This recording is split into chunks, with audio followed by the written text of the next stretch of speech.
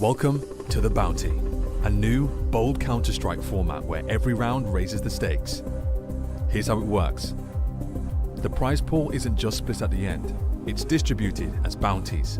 Each team starts with a bounty based on their seed. Lower seeds begin with 0, but can still strike it big by hunting bounties from higher ranked teams. Win a match, and you secure 50% of your opponent's bounty as a guaranteed payout. The other 50%, it carries forward, growing the stakes for the next round. After each round, the lower seeded teams pick their opponents from the higher seeded pool. If they win, they claim their opponent's seed. In week 2, the final 8 teams bring their bounties to the Blast Studio. It's a face-to-face showdown with new twists. Teams can challenge opponents by raising the stakes with their banked winnings. It's high risk, high reward. Here's how it works. Teams use their banked winnings to up the ante. For example, if Team A has $50,000 and Team B has $25,000, Team A can only challenge up to $25,000, the amount their opponent has banked. Both teams have to accept the challenge. This is Counter-Strike like never before. Are you ready to go bounty hunting?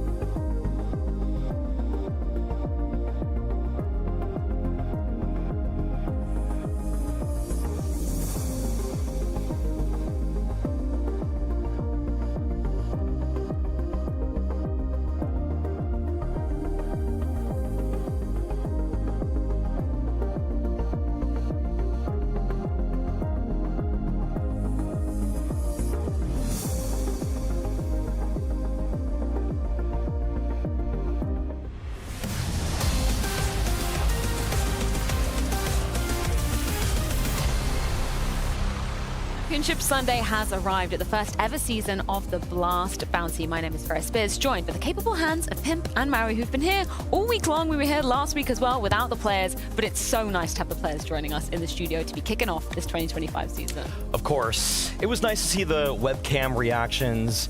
We saw people just punching their monitors, practically like the rage-inducing moments for all of them. But now we get to see it in person, and it becomes so much more visceral. As I said yesterday, it felt like that Na'Vi versus Spirit game that brought Counter-Strike alive again for 2025. It's been great to see the players show up, and you can feel the tension, you can feel the emotion in here. Yes. They want to make an impression from the get-go of the season, and most of them have so far. Let's put a pin in that second game and recap the first game that was going down. That's, of course, why Eternal Fire is earning their spot in the grand final, because they managed to take down G2 Maui.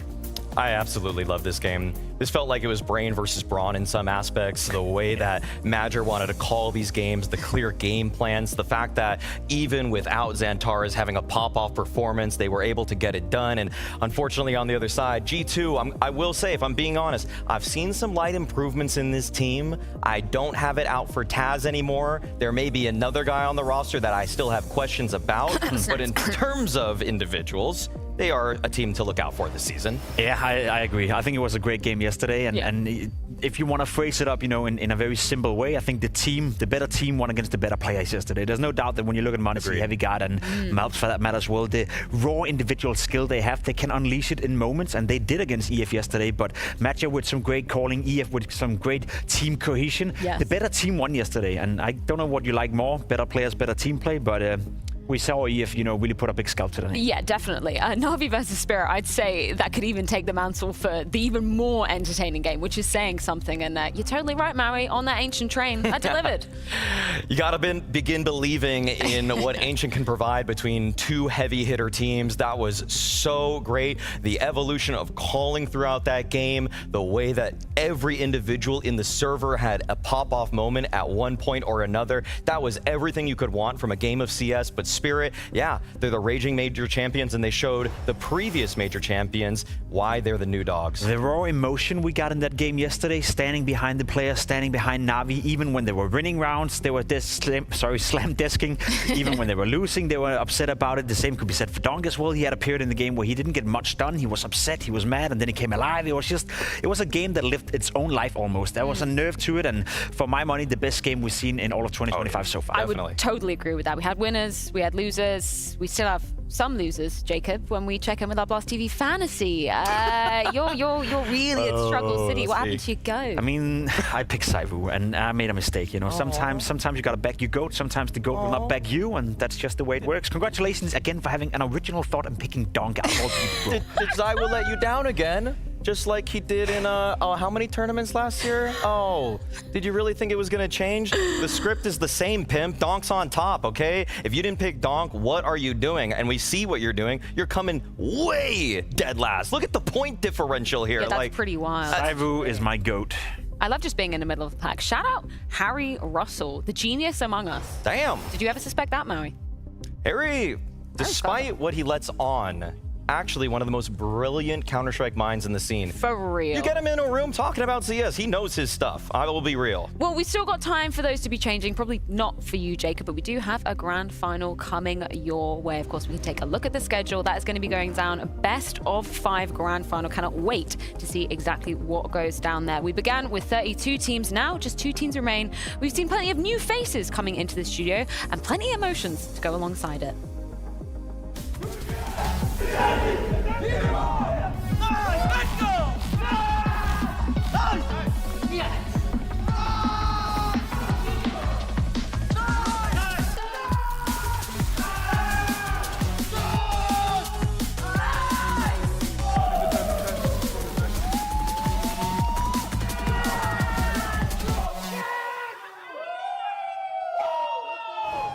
Highs to lows, celebrations to frustrations. We've truly had it all to open up the 2025 season. We've also got to see a hell of a lot of new rosters, new players coming into the mix, seeing exactly how they're gelling together, which begs the question, how do we see these teams progressing throughout the rest of the season? We've had an absolute treat of getting to open up 2025 here in Copenhagen.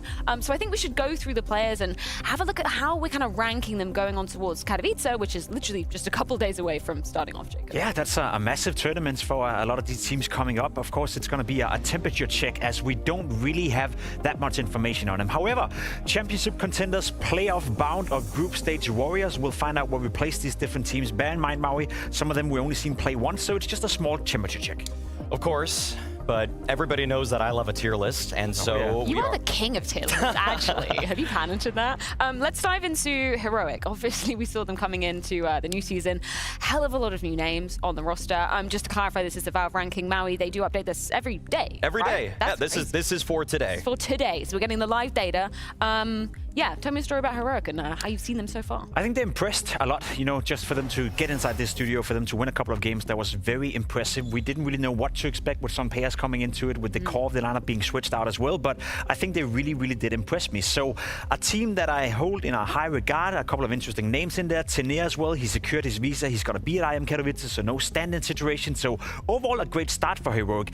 However, they're limited in the playing capacity. I don't have them as a playoff-bound team, so for me, a group stage warrior. I would agree with the sentiment that I would place them as well in group stage warriors, but you know, taking down Liquid was really impressive, spoiling their coming out party. I feel like some of the individuals look great, but more than anything, Saw, what he's doing with Linus as the IGL of that team, I feel like the cohesion, the strategies, that's what people have to worry about, because I'm gonna say Saw is a top 5 coach in this scene instantly. Like, I mean, I feel like he's proved it with multiple rosters at this point. So the worry for other teams when they're seeing Heroic in the future might not be their players. It's how are you going to get outplayed? I think that's a very good assessment. So we're putting them in group stage warriors for now, just based off the sample size that we've seen, correct? It seems like a matchup dependent thing, but yes, we are going to put them there. Okay, you mentioned Liquid. Let's move on to them next. Obviously, Heroic managing to take them down. With Nerds in the mix, where do you view them in terms of this list? Well, I feel like Liquid has shown so much in terms of the firepower upgrade that Nerds brings. Like his individual form versus Yakindar 1-for-1, it might be the strictest of all upgrades in all of the roster mania that has happened, because roll for roll, it fits out incredibly well in terms of how he plays it, the way he's a little bit more careful, probably adding more ideas to the mix. All of that, we loved it. Unfortunately, they fell short here at the bounty, but I still have high hopes for this team. The firepower is great, Pip. Yeah, me too. I think Nerds is one of the most underrated players we have in the scene right now. I think him coming into Liquid gives him another chance of showcasing himself to the world of Counter-Strike. Remember back in ENCE when they were a top 2, top 1 team at points, you know, where they were going into grand finals. Again, I think he was one of the most underrated players in that whole equation of what made ENCE such a good team. He came into Team Liquid. Again, they lost to Heroic in that game. That wasn't necessarily the best start for this lineup, but I think Liquid have had more time to practice. Twist have had a better idea of how to utilize Nerds, which gives me high hope, which is also why, Mari, I think we made a bit of a ballsy statement right here. You would probably argue that it could be in the group stage Warrior sequence, but I think I want to make an argument for Liquid to be one of the potential surprises coming into Katowice, actually a team that could be playoff bound. I like it. I like it. I actually feel like Liquid are a team that if things are clicking, then they should be playoff bound. To me, it just kind of depends on a couple things. Do they get the right maps in a BO3 that work to their favor? Yes. Are the stars that are supposed to pop off able to do so? And how badly are people scouting Ultimate? Because that was kind of the one tricky part about Liquid in the middle of last season. Like, he had that dip in form. It felt like everybody found out his tricks. I think he's a bit renewed coming into this one, so I'm looking out for him too. I like that. What about Na'Vi? Obviously seeing them eliminated by Spirit yesterday, but making it to the semi-finals to start off the season, that's no small feat. Yeah, I think the whole conversation surrounding Na'Vi obviously was the bad end to 2024. Yes. We didn't really know we had them coming into 2025. Obviously, their performance in Singapore wasn't great. The performance at the Major was a bit of a disaster for a team that was, you know, by many considered to be the best team of 2024.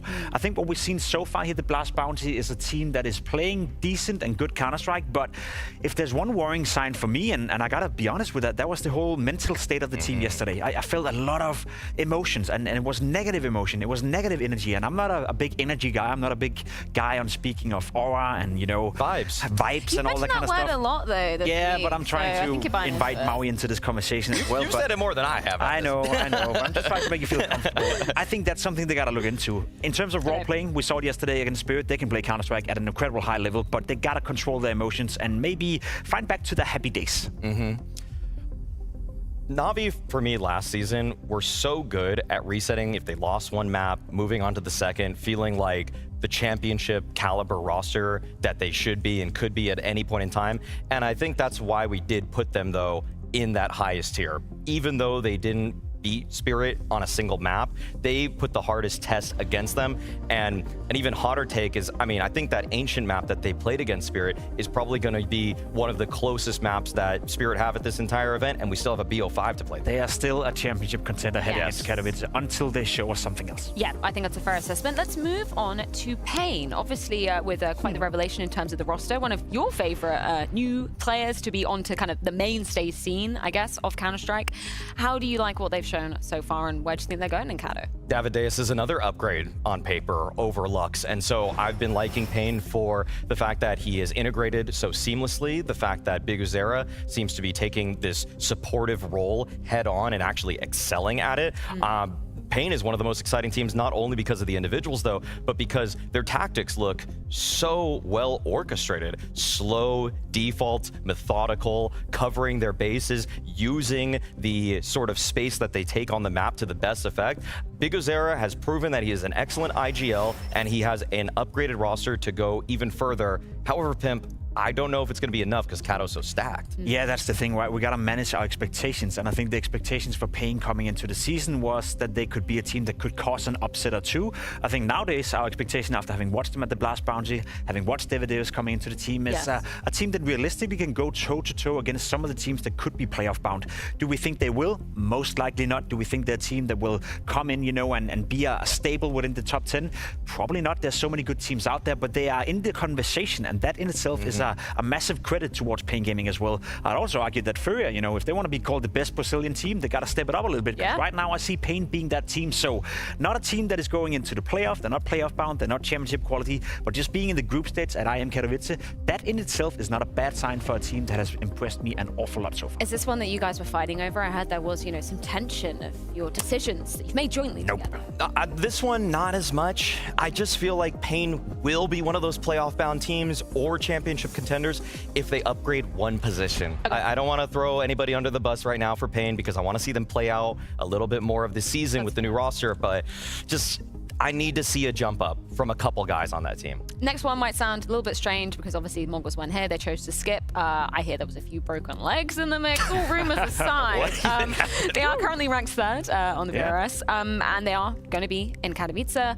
Where do you place them in terms of expectations? I mean, by top 3, you would say that they should be championship contenders, but is that reality? I mean, by default, to me, the fact that they didn't play the Blast Bound team makes them one of the most interesting teams to see at IM Katowice, because we haven't seen them play so far. And I think we saw a Mongols that throughout 2024 became better and better and better as a team. They went from being a team that was slightly above Pain in the ranking order or in the pecking order to be a team that you'd expect to go into a playoff, being a team that would take down some of the big dogs. What they did during the major as well was hella impressive. I know it ended in the quarterfinal and they didn't really get to show their absolute best self in that instance, but the way they conducted themselves and the player material, the age of the team, there's so many interesting aspects when it comes to the Mongols, so I'm super excited to see them play at Katowice. For a full continental Asian roster, this is the best we've ever had. Yes. And on top of that, they have made consecutive playoffs at big events. They look so strong when they're playing that tier 1.5 opposition. Like, they're clearly a cut above there. To me, it's just what do they do in the playoffs? So this was an easy playoff-bound team for me. Yeah. I just want to know, is Senzu going to hold his nerve when he gets on that stage? Because that seemed to be really biting him when he was in those big moments, just holding his nerve. They are a bunch of young guys, though. I got to remind everybody. Also home to one of my favorite exit interview quotes coming off the Shanghai Major. Defeated but not destroyed. My dude, like, I shed a tear for that one. Say that to the legs. Let's move on to Maus, because we could be looking at these guys and going, you might have destroyed yourself by removing Shuei seemingly out of nowhere. Yeah, that is going to be interesting. I think the main caveat with Maus is obviously there's 2 conversations to be had. One is IM Katowice. They're going to field in a stand-in, one from the Maus Academy. Yeah. That's probably not going to bound well for them, to be completely honest. We spoke about the whole field of teams right now being super, super stacked. So coming in with essentially what is a stand-in instead of Spinks is not going to be great for them. So I think people can already guess now where we place them. And then the second conversation is, are they going to do with Spinks? Are they going to be a better team? Is Brolan going to work out as an in-game leader? What is Cyclone going to do in terms of taking this team up to a point where they were almost a guarantee that every single playoff that we played throughout the season? I don't know what to expect anymore from Maus, and I think removing Shuhei is a big fat question mark until we see the full team play together. The worst thing about being in the Counter-Strike scene, I'll just put it straightforward, is that you make a prediction about this and everybody says it was obvious when it comes true, but nobody's willing to actually make that prediction themselves. No. This team will do badly, okay? Yeah. That's just my take completely. And when that happens, I want to see everybody reply to me and saying, it was obvious they were going to do it, but so many people are unsure right now. Brolan's not an in-game leader, guys. Like, that's never been told that ever. No. Never heard that. Exertion was having trouble in the comms. Floated, no, right? That's never even been in the vicinity of the conversation. Not even for a split second. Yeah. So this team is going to have a lot of difficulties in this season. I almost just see this whole roster as a stopgap before they get a new IGL come June or July. Okay, so group stage warrior, most definitely, as we move into Katowice. What about G2? Obviously eliminated yesterday by Eternal Fire, coming in with new name and Heavy God. We're, I think, making the rumors ourselves that Shuei is, you know, obviously got to be in the sights of G2. I think you got to be in the conversation. I said it a couple of days ago, and I'll happily say it again.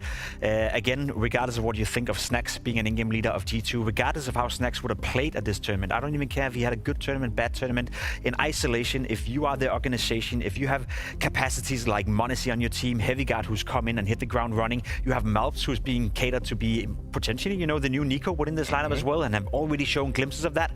You gotta hold up to that responsibility almost, right? If you want to make sure that Monacy have have any interest whatsoever in re-signing a contract with your organization, with your team, to be a franchise player for G2, you better give him the best possible scenario around him in order to win those games. And I think with Shuhei on the market, that's a conversation that is a no-brainer. Now, G2 at IM Katowice, we saw it in this studio. They can play some damn good Counter-Strike because they have some of the best individuals in the world. Yep. And that was the conversation in 2024 as well. We don't see them as the best team, but we probably see them as the team with the most raw firepower. And given for that, they can always make an upset or two. Heavy God is a world-class anchor. m0NESY is a world-class hopper. Malbs is a world-class rifler. Hunter is actually an excellent secondary caller, but their IGL is out of the top 10 IGLs for me. So that's still a playoff-bound team, okay? It is the sum of the parts that actually make this so scary to deal with. And even though Eternal Fire obviously pushed them yesterday to 3 maps, I mean, like, that could have been G2's easily. You think the, mind capacity of G2 is what's capping them from being a championship contender now? It's a lack of direction. Yeah. Like it's the lack of direction, like the identity of the team. You know, when you look at some of these teams you have on your screen right now, we can clearly identify what they want to do with their gameplay. Pain Gaming T sides very slow, methodical, you know it. Heroic would saw as a coach. There's an identity behind the team. When I watch G2 play, I watch a bunch of great individuals, but that's about it. Speaking of championship contenders, I think we can all just very quickly agree. Spirit, they're up there, right? No conversation really to be had. What makes you say that? The best damn team in the world, home to the best player in the world, reigning major champions. There's so many accolades that I don't even have a list long enough. It almost makes Counter-Strike boring because the result seems predetermined. But it's just the way we get there is what's fun, okay? Yeah. Because we always get to see the antics of the players on that team. We always get to see how Donk is going to pop off, how Shiro's going to clutch a 1v2, how Zontix is going to give an interview at the end that doesn't have any emotion whatsoever. We all know it's coming, and we still can't keep our eyes off of it. We do love a bit of recency bias. I know they played exceptionally well at the major, and they even did well in Singapore, where they got to the final as well against G2. However, they got owned in that grand final. Spirit is the best team in the world right now, but they are by no means unbeatable. We're not looking at a Na'Vi from 21. We're not looking at an Astralis back from the days. We're looking at a team that right now is the best in the world, but I think at any given tournament, there's no team out there right now, if you're Na'Vi, if you're Vitality, if you're FaZe, they believe they can beat them. They're aware that they're great, but they believe they can beat them. So we're not at a point where we're talking of an era or anything like that just yet, but obviously a playoff contender. Yeah, let's put them... wait, you're saying playoff contender, or are you saying... Champion. Oh, sorry. Championship contender. Okay. Just checking, Jacob. I know you've had a lot going on. Okay. You mentioned the name FaZe. Obviously, they've come into the new season with one of probably the most exciting roster changes. One of the biggest names now moving on to the FaZe squad alongside Karrigan. It is Elige. Maui. Take it away. So excited for this. I love this move, but I need to give them time, okay? I hate when people say that. It's just the most tired phrase in CS. Give us time, give us time. But I get tired when they say it after 3 months, after 5 months, after 7 months. This has been the first tournament for them. It didn't look great. I know that the expectations of FaZe are incredibly high. And on paper, this is one of my favorite rosters. And I just get so excited to watch them play.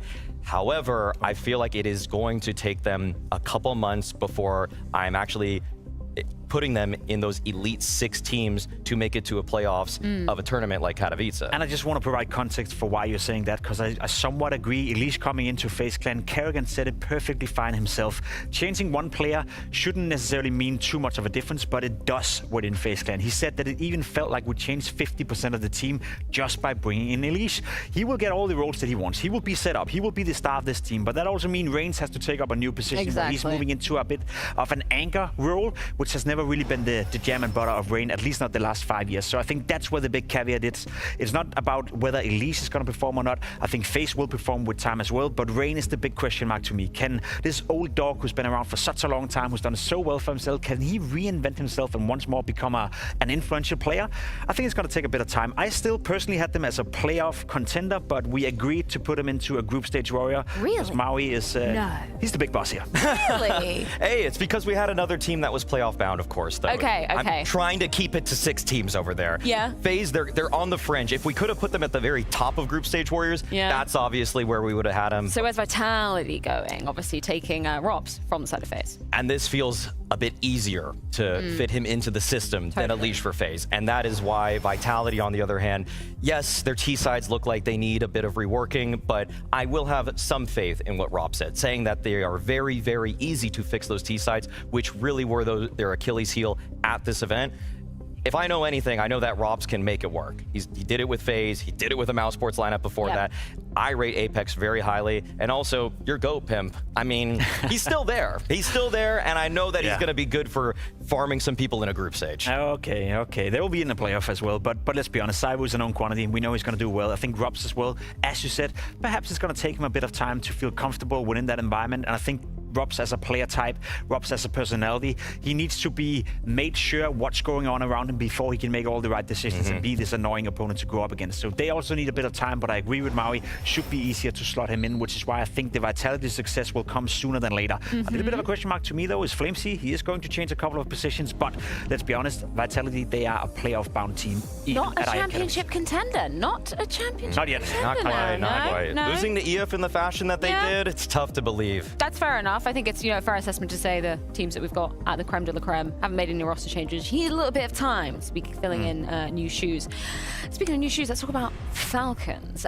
Quite the number of changes coming into this season. When I was chatting to a couple of people, like pre-knowing exactly what roster moves were going down, I was like, damn, we're not going to get to see Nico and Kado. Of course, they just stole all of Heroic so that they made sure they were in that top 8. What have you learned about them so far, and where are they going to be placing in Kado, do you think? Well, it feels like if you're able to take the Heroic core that was able to get to the quarterfinals of the Shanghai Major, drop one of their riflers to take from the G2 team that defeated them their best rifler and slot them on your team, you think that would mean that they're a top 8, top 6 team, but I just have my reservations about them. The synergy didn't feel like it was there. For whatever reason, Tessus, of all people, was easily their best player at this event, and that just doesn't rub me the right way, okay? And I'm gonna say, I think Magisk has to prove a lot, because he was the lone member kept on this team, and I haven't really seen significant contribution just yet. No, I would agree with that sentiment. I think, if anything, Falcons have brought themselves into being relevant again. For the longest time, they were a team that, sure, they'd get to the group stage, but no one would ever believe they could ever come near closer playoff. They would even go to challenger events and not win them. So there was a lot of stuff going on within that lineup. Again, there's two conversations. One being how they're going to do at IM Katowice. I don't think anyone would disagree saying we don't expect them to be at the playoff, which is why we put them as a group stage warrior in this chart as well. However, I also want to make a bold prediction like you did with Mouse. I'd say in 6 months' time, when Falcons have done a couple of upgrades to their lineup, when Nico have been able to attract more star power into that team, which is why he was brought in the first place, Falcons will end the year as a top 5 team. Okay, a couple, though. I like it. Obviously, I mean, maybe the Orpa is in the question. Who else? Magisk, if he doesn't step up? Everyone but Nico at this point. Really? Wow. You think everybody could be on the chopping block other than Even Nico? Kixan. That's wild. Even Kixan. Even Kixan. Yo, what if they got Shue? We haven't even considered this. Sorry, let's put a pin in the conversation for now. Eternal Fire, obviously seeing them setting up just behind us. Where are they placing for your money, Jacob? Let's be honest, the biggest surprise of the start of the 2025 season, the fact that they are in this grand final in itself is a massive testament to what they've been able to achieve, what they've been able to do with their lineup as well.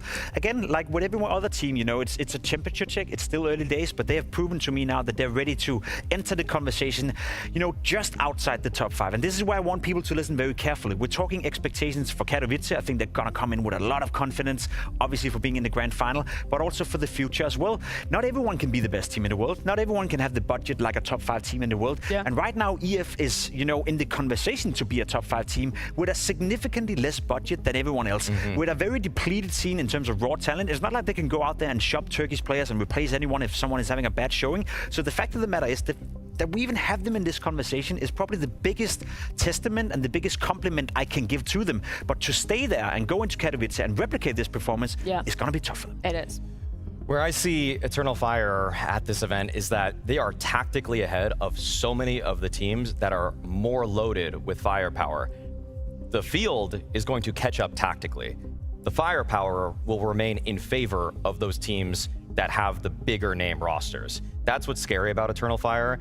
And for me, when I'm looking at them, I don't know how much more they can improve tactically. I don't know if they can really level up their game to trade better. They already do it at a very high level. They already have good strategies. They already have good conditioning. And so Madger's, in a fun way, doing a great job at this tournament, but I don't see how the players are gonna all perform 15% better for when the other teams that are newer are going to just see what they're doing and anti-strat them a bit more. That's very interesting logic. Where do you put them in the tier list. I think with the level of gameplay we've seen from Eternal Fire so far at this tournament, they are a playoff-bound team. I think they have a realistic shot at making the playoff at IM Katowice, especially if they can keep it up. But as Maui said, the firepower is going to stay the same. They're not going to reinvent themselves in a week's time, and all the other teams are now looking at EF, preparing for them and giving them the respect they deserve. I also want to pose out this question to everyone watching at home. You know, had you said to me, or had you asked me, or had you asked EF, what would you say to be a top 6, top 17 for the entirety of the 2025 season? Would you take that upon the season? Everyone would say yes. You know, to have a team up there in that conversation that can go into the playoff, a national team from Turkey coming into it, it's a massive achievement already. So calm down, appreciate it, respect what they've done, but also manage your expectations just a little bit. Well, they're not only playoffs bound here, they're also a championship contender as they have earned their spots in the grand final. They've taken down some big names to make it to this point as well. We're talking Vitality, G2 in this very studio, some respectable names in the online stage as well. But now they're going to be turning to face their most ferocious opponent yet. Not only the best team to come out of 2024 with that major title, also home to the best player in the world, Aladonk, and they're looking to start off their 2025 season as they ended their last by getting another trophy to their name. But it's not just a trophy, it's not just a whole load of very valuable VRS points, it's also a big chunk of change on the line. We can head on over to the Blast TV Bounty Simulator to see exactly how this one could potentially play out. So gentlemen, should we theorize a couple of different scenarios? If Eternal Fire win today, let's bring that up. Let's see how much money they could be going home with. Wow. Just over 300k. And that reflects in the points as well. And people need to understand, you know, this is a massive achievement for Eternal Fire already, and it would be a massive scalp if they could win this tournament. That amount of money, that amount of points, it would guarantee them, you know, invites to all the big tournaments, probably guarantee them to be at the major as well. There's so much at stake for EF. They've already done half the job and more so, but if they somehow, some way could beat Spirit, as you said, that's a big chunk of money and a big chunk of points. I can't see a world that they aren't qualified for the major. No. Honestly, I mean, the major invites end at the beginning of April. That's only a couple more months that you have to play to try to catch up with what EF is doing. And if they find the upset victory today, boy, like, I mean, can you just sit back? I actually wonder if they can just stop going to tournaments for 3 months. That would be a wild kind thing of to do in either situation. Let's flip the script and see if Spirit were to be winning today, how much money they'd be going with. Okay, just shy of 300k. Still huge chunk of change. I'm very interested though, because I'm doubting we're going to see anybody accept any wagers today. We've heard it from Eternal Fire. The points seem so much to them. If we could bring back up the Bounty Simulator and just, you know, just use that slider. What if Eternal Fire were to accept the big bets coming out of Spirit?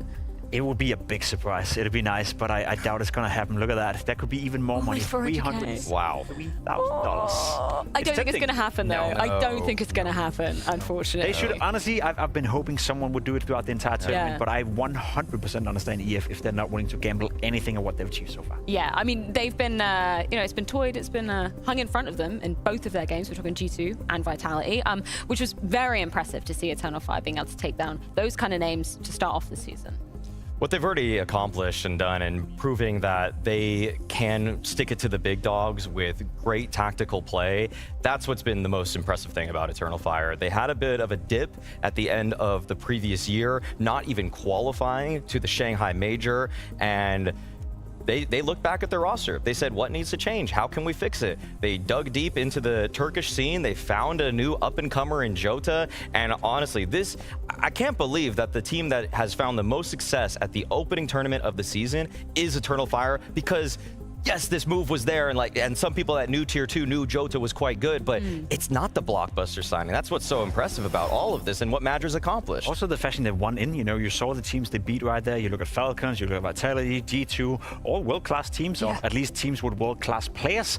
And the fact of the matter is they've only lost one map in that process as well. It's not like they've been scrambling through some of these games. It's not like they've been, obviously they've been tested, but it's not like they've been close to losing too many of those. They're 7-for-1 in maps in 2025 so far, which in itself, with a roster change, impressive. Not to rain on their parade, but all of their opponents so far have made a roster move coming into this season. Now they're going to be facing a team that have not done that, so I'm interested to see how they handle that.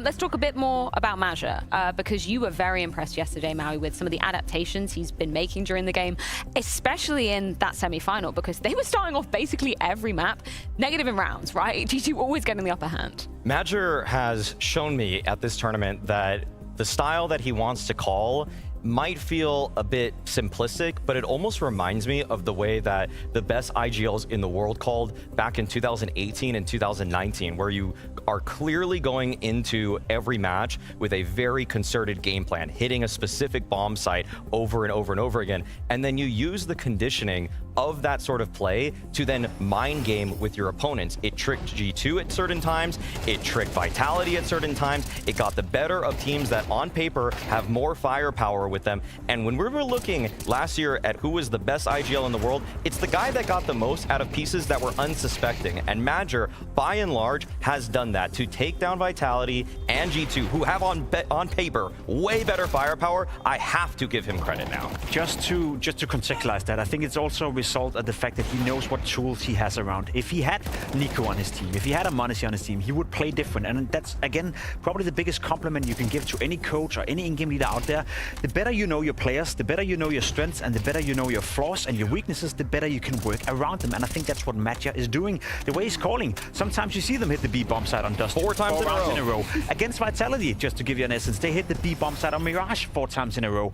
But if he believes that the simplistic way of playing Counter-Strike is what suits his players the best, then that's what he should do. He cannot play a default-based Counter-Strike solution where every player has to make their own decisions and they have to outsmart the likes of Robs, outsmart the likes of m0NESY. It's better to keep it simple, use the team aspect of the game, and that's where I want to give all the credit. Yes. You got to know what tools you got to work with, and then you got to make the most out of it, and that's what he's been able to do. And you've also got to make the adaptations where maybe some of the tools aren't having their sharpest day in the box, let's say, because yesterday we didn't really get Lantaris. He was pretty quiet. It was mostly on Wakadia. But Madger had some really good words to say about that. You know, it means we're a team now. We know how to respond when these situations arise, which they're always going to.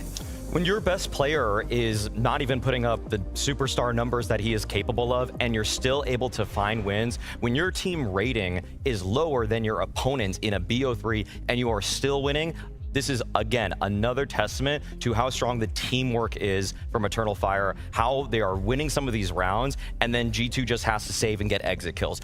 Pad your stat sheet individually because we'll take the round victories. What was your takeaway from the Xantares performance yesterday then, Jacob? It wasn't bad. It just wasn't at the level that he has been at throughout the entire tournament, because he is, as you said, a superstar. And again, for many years, perhaps a bit underrated given the fact he wasn't playing the biggest playoff, he wasn't getting into the big games, but in terms of individual skill, raw understanding of the game, he was fantastic. He also did come alive when he was needed the most on Nuke. I remember a triple kill entry on the inner bomb side when they really, really needed him. So stats-wise, maybe not the best game, but impact-wise, he was still up there. Well, let's get to hear from the man himself at Xantares with James Banks.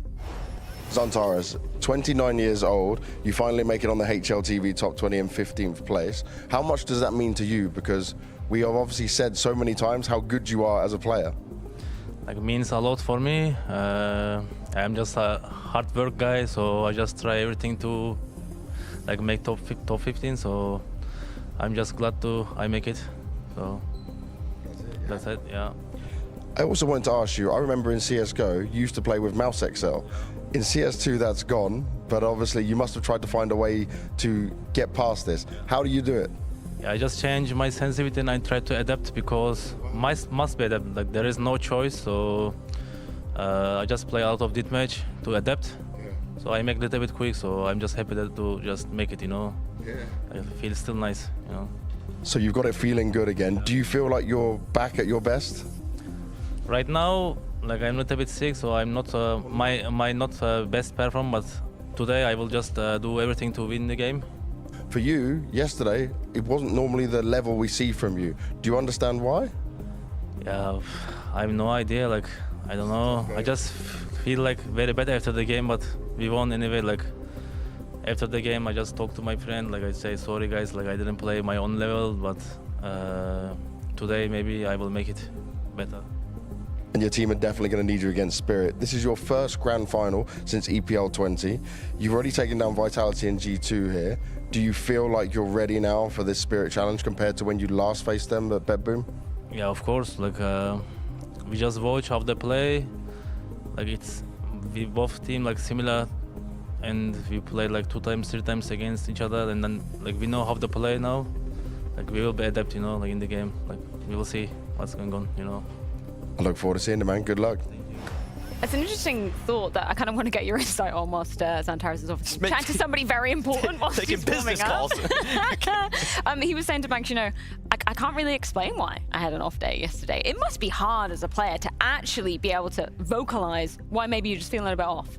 He's playing against a team that has arguably more firepower than he has. I mean, he is one of the best riflers in the world, but he does have a brawly nature. He is going to take a lot of fights, but when you're playing against Heavy God, m0NESY, and Mobs, they're the rare few in a trio that can fire back as hard as you can. So that's, again, why it's so impressive that they were still able to win, because this actually was a rare case where Madger showed he was tactically in his bag. He didn't need his star power to be there. It was a team effort.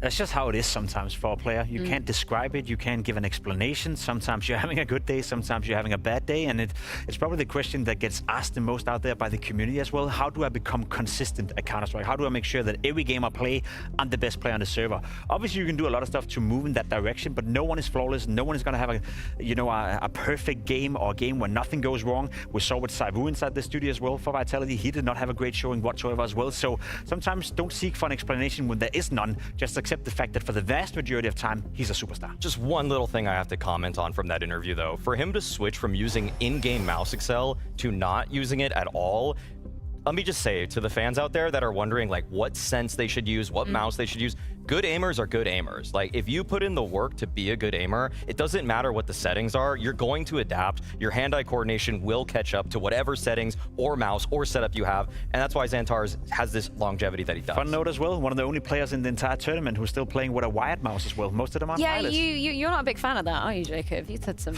I mean, if he feels comfortable with it, then yeah, but there's a reason why 98% of pro players move to wireless. However, Who else was using it? Was Voxic.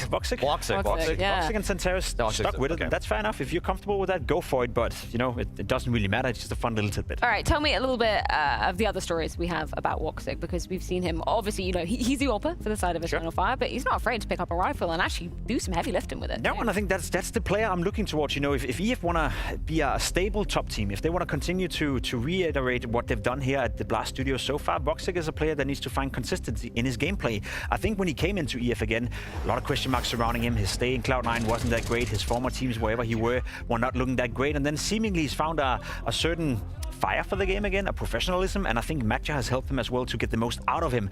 And as you see on the screen right here as well, it's not only about the AWPing. That's what we used to know him for, very fast, high sensitivity. His rifling has stepped up massively, and he's finding impact in more aspects of the game, and that's a change I love to see from Voxic. I feel like people underrate Voxic for some reason just because he uses the AWP, but if he didn't have the AWP, my take is just that he still would be the second best player on this team. Okay. That's how good his rifling has looked at this tournament. And of course, with the AWP itself, he had many standout moments against G2 to defend bomb sites, to find picks, to play post plants in the fashion that he did yesterday. He showed that he had a versatility with the weapon for early round and late round, and his ideas for where he needs to be holding the line for his team were everything that they needed in order to suit the tactics that Madger was trying to call, like holding for that random mob swing. You need to hit the shot or your players are going to die, and he did just that. I feel like we've obviously got two very exciting AWPers going to be in this server, but I think I would argue that more of our attention is going to be focused on the riflers, because when we look at Xantares, obviously we're hoping for him to regain his form, regain the fire that we saw earlier in the tournament. That's going to be hard when you're going head-to-head with Donk on the other side of things. It is going to be hard, and let's be completely honest, as impressed we were yesterday with the fact that Xantares didn't have his best game and EF was still able to beat their opponent, I don't think that's going to be the case today. If Xantares is not going to have a good day, it's tough to imagine a world where EF is going to beat Team Spirit. Make no mistake, Spirit are massive favorites in this matchup, even to win it, in quite a clear fashion. However, one man that can disrupt that, one man that can change the tide of the game and maybe shut down Donk a little bit could be Xantares. So without him playing well, it's going to be tough. They can't win as a team only today. They need him to step up a little bit. Madger said in one of the draft shows that, sure, we don't have Nico, but we have Xantares.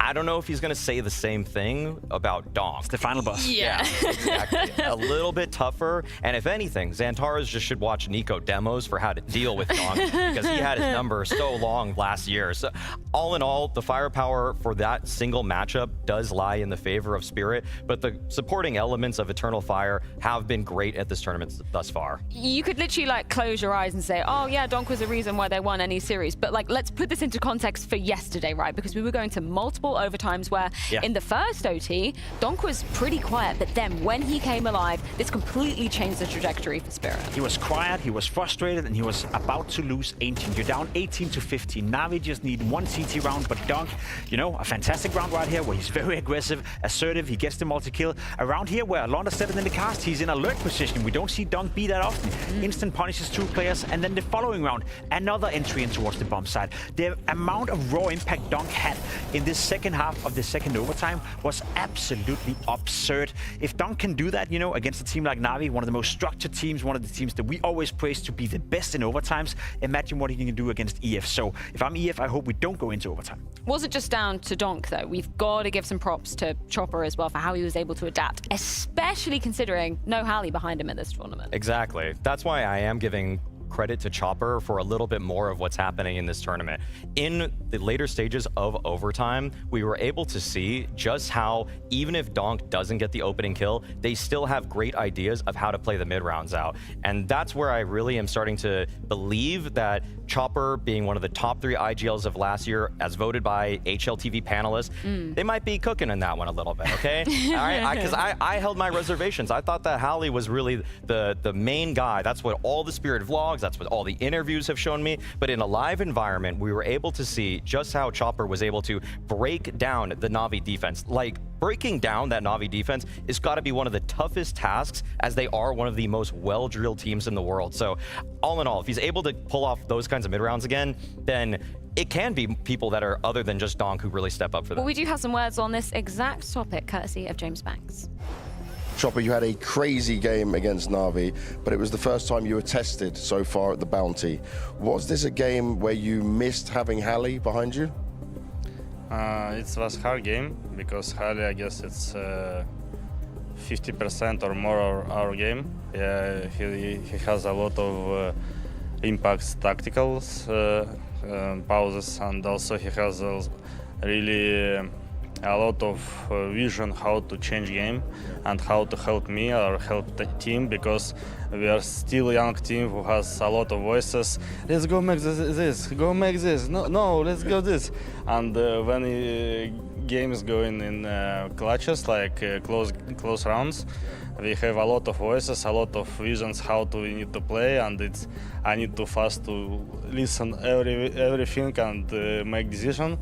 And without Hallie, it's a little bit hard for me, because when Hallie is here, people not so activity, and they just, okay, we know Hallie know how to win, and we listen to him. Yeah. And without him, it's hard. Yeah, understandably hard without Hallie standing behind Chopper, but this is what makes moments like this even more impressive, Maui. Right. This is the exact example that I was thinking of, where in the mid-round here, Spirit, they don't have a kill. In fact, Donk dies first. They get the trade on the frag, but then they just hold. They smoke off CT spawn, or they smoke off that B area, and you can see the desperation of Na'Vi. By pausing here for Spirit, they were able to elicit a reaction, understanding that they were in the position of control and that Na'Vi were the uncomfortable team. And with that, they even made a strong read. They went to the weak side bomb site, recognizing that the B side guys are going for that play. No, that basically is a huge tell. And so to have instant reactions, to recognize where they're in a moment of power and where Na'Vi has to react, that's why I just have to start rating Chopper. Like those kinds of moments really show what he's made of in mid rounds as an in-game leader. It's hard to disagree with that sentiment. I think doing that in overtime, doing that when the game is so deep into it, where it's the decision-making by the players, where it's more so the in-game leader taking over, where all the timeouts have already been used by Blade on the other side, that's when we saw the real quality of Chopper as well. And whether that's Hallie having teached him over all those years, you know, or by being together, or whether that's Chopper maybe being a bit better than everyone would anticipate, who knows? But yesterday, that was a very strong performance. The final topic on the side of Team Spirit, we touched upon it yesterday, but I think Connor put it perfectly. When we get into these overtime situations, like that's where we heard Shiro absolutely squealing in the studio. He was loving the energy. He loves that pressure, and I love that we get to see a lot of power coming out of him. This hasn't always been the case, has it? You know, we spoke about the evolution of Spirit from a mental standpoint, and everyone knows the story of Shiro, you know, from crying in the middle of a game or feeling very emotional in the middle of the game, to then be the guy we saw yesterday where he's the one trying to take it upon himself to keep the mood up, to keep the energy up within the game. I will say, from also watching some of those documentaries on YouTube surrounding Spirit, how they won the major, etc., etc. He's not flawless. There's still some mental aspects he's working with, but at least he's improving game by game, tournament by tournament. Today, though, we're in a studio. We're not in a big arena. We're not at a major final. However, it is a big game, but I don't think that Shiro is going to be affected in the same way that we've seen earlier, which is another quality to him and another, I guess, step in the right direction for Spirit to win this grand final. You could see that the moment affected Shiro quite a bit between maps 2 and 3 of the grand final of the major. However, the development of Shiro to be kind of a shaky opper in terms of emotions to becoming a hype guy, that's what I want to see. I want to see growth in all of these players over time. And so for Shiro to show that he can be an emotional leader of a bunch of guys that are pretty much just totally nonchalant all the time, like that to me is saying that he can actually do a little bit more in terms of the intangible side instead of just filling up the stat sheet with Well, without frags. further ado, it is time to get into the map vetoes for the best of 5.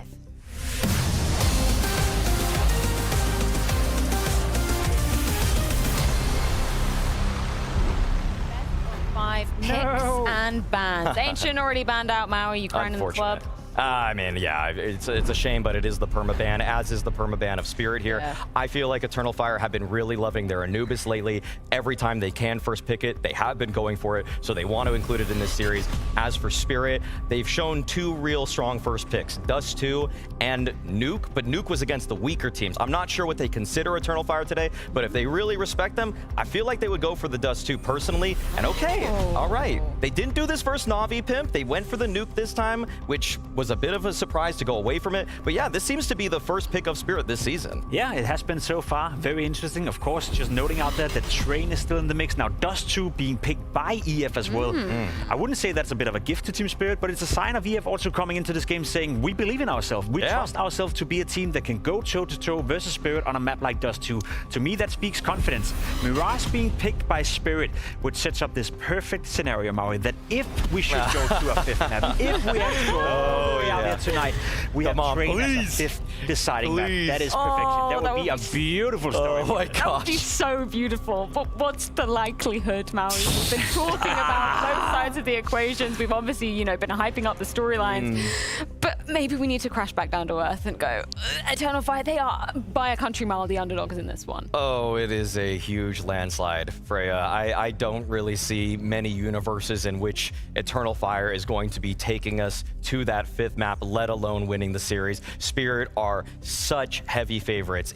Like 3-0, 3-1, those seem like the most likely outcomes because in terms of cohesiveness, that's what Eternal Fire has had over some of these new rosters. But now they're playing finally a team that can match them or actually beat them in firepower, but also has that. So you're losing on 2 fronts out the gate. Should we take a look at our predictions and see if anybody respected the underdog in this one? A best of 5 where Jacob, Pimp, what? you've gone for Eternal Fire. What? I mean, they've been a surprise throughout the entire tournament. And, you know, the entire community, all the Eternal Fire fans out there have told me how wrong I were every single time I predicted against EF. So I'm giving up, you know, I'm giving it to you right here. I am predicting EF to win this grand final for you, Turkey. Don't let them win, Pimp. Don't let them win. You don't have to let them win today, okay? Well, maybe a jinx. Well, somebody will indeed be winning, but we do have to throw things to a quick break before we can kick this grand final of Spirit versus Eternal Fire. Also have one more thing in common. Donk turning 18 yesterday, Madja 34 years young yesterday as well. It's time to see who can get their hands on the birthday trophy.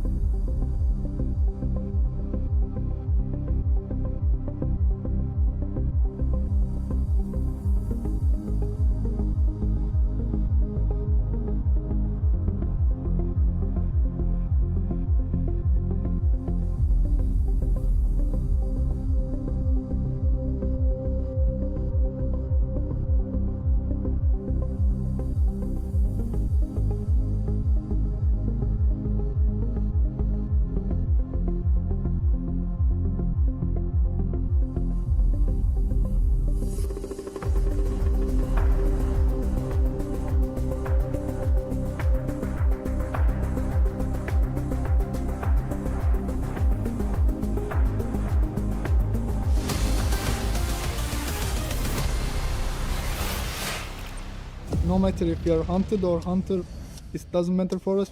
You can always win if you believe in yourself. We just want to win a championship. We're ready for all of them. Being underdogs, it's always something I prefer than favorite, to be honest. You have just to prepare and play well. In the end, only one team is going to raise the trophy. I think it will be fun to play against a team who has a big bounty. We will do our best for that. Doesn't matter if it's bounty or not. I don't think we are underdog. We prove ourselves. We can win against everyone. Everyone here was in position to fight alongside, so now on an island as the short hits coming through. Woxic scout. Whoa! Woxic's on a tear!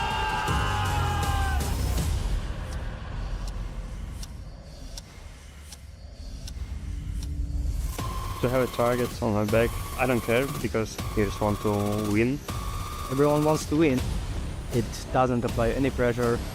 We're ready for every team. They'll find Magic's at least. Here comes a triple from the cat fight.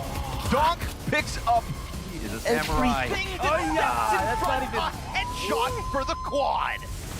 Into the grand finals of Blast Bounty.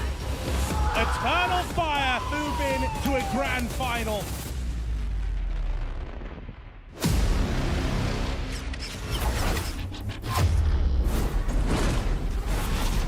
This is what it all comes down to. A best-of-5 grand final here for the first ever Blast Bounty trophy. And also a chance to see Spirit and Eternal Fire see if they're going to have some more fun in this and add a wager as we go down it. But first of all, Donk, Eternal Fire, they've done pretty good. Yeah, they're looking better from when you last faced them. Do you think they're also scared of you like the other teams were? I don't know, hopefully so. I don't know. You hope so. You've made everyone else very scared. Madja, you told me last time, oh yes, I won't spend any, I won't bank, I won't put up more wager, but then you won both games. Yes. Bad decision. No, that's good signs. It means if I go safe, maybe I have chance to win again. You're going to try and keep with the same thing. All right, I'm going to start by asking you, Donk. You told me every time you would go all in and throw your money down. Are you going to try again? No. No? No. Why? I want, but my team don't, so no. No. Yeah. So the team tried to make a decision, you said yes, and everyone else said no? Yes. No way. Okay, that I didn't expect. Donk doesn't get to make the decision. Well, it doesn't really matter for you. Were you going to do it? Going safe? Like, yeah, safe always. No. Well, safe has worked out for you so far. There will be no challenge. There will be no extra bounty on this one, but we do get to see a great final between Spirit and Eternal Fire.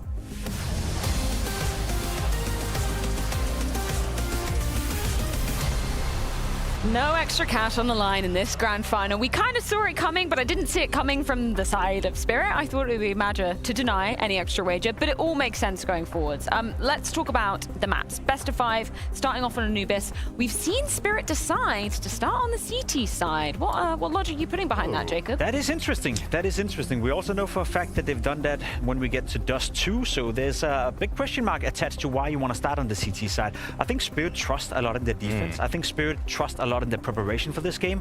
And I think what we've seen from Madja and the boys for EF is that they've been good at setting the timber on the T side, but in pretty much every single game they played so far, they were off to a bad start. They were off to a start where they couldn't really get it going. And by that logic, if you're Spirit and you're starting on the CT side and EF is off to a rough start where they have to warm up into the game and warm up into the map, if you can guarantee yourself 3, 4, 5, 6 rounds in that first half, you're in a pretty good position to nail it and end it in the second. Looking at Eternal Fire's Anubis yesterday, or versus Vitality even, so much of the focus was fighting the E-Box player. That was Mobs, that was Flames. Now it's Donk. Exactly. Okay? I feel like that's got to be your win condition if you're Spirit. You're looking at that and saying, okay, you want to take this space, you want to take this fight, you're going to be taking a fight with the best rifler in the world. We don't care who you have on your team. We don't care what strats you're using. He's going to just shoot you faster than you can shoot him, and that's the worrying sign for Eternal Fire. And to me, gives some credence or logic behind the CT side pick. Now, I will still, there was one thing I noticed yesterday when EF were playing Anubis as well on their T side. There were a couple of rounds where they took mid control and they did it fast. I don't know if there was a read against the opponent knowing that they wouldn't focus on middle or what was going on, but within 20 to 25 seconds, they were controlling the entirety of the mid portion of the map. One thing I've seen Spirit struggle with on their CT side is the synergy between Sontix and Shiro. There's been a couple of times in this very tournament where you've seen Sontix being shot in the back where Shiro wasn't covering his back from that mid split. Maybe, just maybe, that's something Major have localized as well. So just maybe we're going to see EF test that mid area early on to see if there's still some synergy errors between Sontix and Shiro that we have seen transpire at this tournament. Do you think that's a way that they could, you know, make sure they don't start off cold? Because in basically every map we saw yesterday, as Jacob pointed out, versus G2, they were always starting off with the opponent getting a string of rounds and leaving them in a disadvantage. That's where it was down to actually Joda the day before, who was such a pistol king to get them on the right foot, and that's where I feel like the boost that he's giving them might not be felt here, because sure, you could win the pistol, but in terms of game planning, that's a bit another thing where it's actually been an interesting kind of interaction between the game planning and the adaptations that Major made so that they could correct those bad starts. They just kind of need to, I think they just need to go with more variety in their starting plays. Okay. They did so many times against both of their teams that they played so far in the playoffs, just same gun round strategy 2-3 times in a row. Just be willing to change it a little faster. Do you think the versatility is going to be, you know, an aspect that they can gain any advantage with Spirit in this one? I think it's going to be tough. I'm not going to lie. What have brought EF success so far this tournament is the wolf pack mentality, staying together, trade fragging, going into a bomb site together. If there's one thing we know within the Spirit camp, it's Donk is always good for 2. I think Sontix as an anchor, usually good for 1 kill, 2 kills. So they're going to have to win a lot of clutches today, EF. And we haven't seen them tested that much in the clutch scenarios. A lot of them they've won, you know, and I think against G2 yesterday in the clutch scenarios, they outplayed their opponents. But today it's going to be a bit more of a brawl. It's going to be a bit more about fighting, and that's where I could see EF struggle a little bit. I think it's going to be a close game, but I have Spirit winning. Well, it's time to kick off the first ever Blast Bounty Grand Final. Spirit taking on Eternal Fire with Scrawny and Launders. Spirit winning, Jacob. Yeah, that's interesting. Prediction says otherwise. They get the graphic wrong. He's clip-clopping already. Yeah. Straight out of the gate. I knew he got hacked when he predicted Eternal Fire. Must have been. He doesn't want to curse them, that's the thing, right? He's been wrong about them 2 times in a row. I think the only thing that could make it worse is not predicting them to lose this grand final. It's going to be a tough game. This is one where this is a rematch. How many teams get to play best of 5 grand finals versus each other? Outside of like the purest, most elite tier 1 teams, it almost never happens, but this is the second time Eternal Fire and Spirit are going head-to-head in a best of 5 series. This time with Train instead of Vertigo. Hell yeah. And this time, not at Bet Boom, here at Blast. And what's nice is that, you know, their second map pick back in that previous series was Anubis. They didn't get there and losing 3-0. So let's see what Eternal Fire do with now what has become their home map. Obviously losing Jota as they attempt to cross over the bridge with majority players. We currently have Zontix inside of the A side on his own. Chopper rotating back around CT spawn really leaves Zontix isolated. But luckily for him, Eternal Fire not setting their targets at him just yet. Yeah, that's actually an apt point. I do think that it allows Donk to be able to fall back and Chopper to make sure they don't spread too far into spawn since it's still early in the round. And here the rotation will come around. Nice. Great shot from Major. That opens things up. Yes, sir. That's what they're looking for. A clean execution and an open bomb site to boot. Now, Xantares, there's going to be a lot of talk about him trying to bring his previous level at Bounty to the LAN portion. And right here versus Shiro, critical kill, because then suddenly everybody is dealing with this smoke up in their face on storage. But he gets drawn back closer towards heaven. Foregoing a little bit of mid-control opens up the possibility of Shiro coming forward, but they're still taking their time. Magic's having the kit is fine. Great trade back from Wicadia to maintain camera control, and Magic's just gonna slide in and wait. And then they come forward from storage. Instant headshot from Chopper bodes well, but we get this pinch from the W's of Eternal Fire, and Wicadia's gonna finish it off. It's 3 for him and a pistol in the Turkish back pocket. So great here for Wicadia to take camera control, win that, because that allows the crossfire to stay standing. Of course, Chopper, when he explodes, gets his kill, but Wicadia still has to be respected in his position, and he stays alive to the very end. A lot of this came down to Major's shot to kick things off. Zontix going down, and again, as you pointed out, Chopper had left it just in case it was a split towards the other side of the map.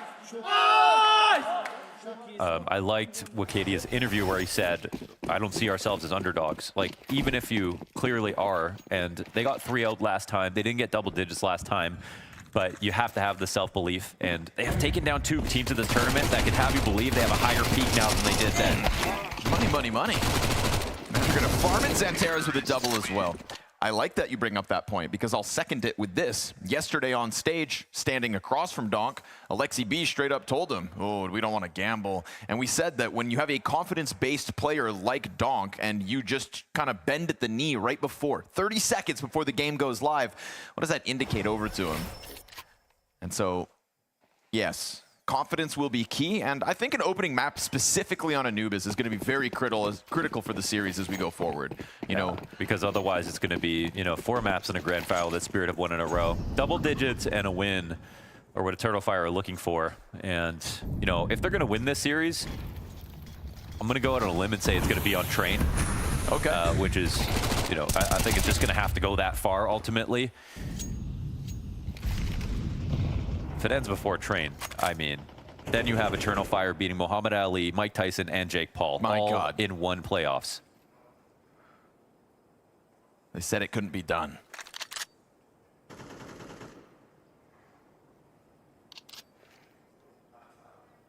Madger not nearly as successful in his A main play at the start of this round, going down to Zontix, who peels back. Changes position, puts Shiro in the angle, but all of that irrelevant because we're talking about a B hit by the looks of things. And that's going to be Magix and Donk all day long. They have a third piece and Chopper sliding up. Great pressure onto Donk. Jota just Mac 10, tears him down. Good thing Chopper was here early. It allows for him to challenge onto Jail to peel a player back. We've got low HP for Woxic still. And of course, Xantares not a part of this equation, still sat back holding on to bridge control. Chopper loses half his health, fighting from inside of the site. Jota's been cleared out.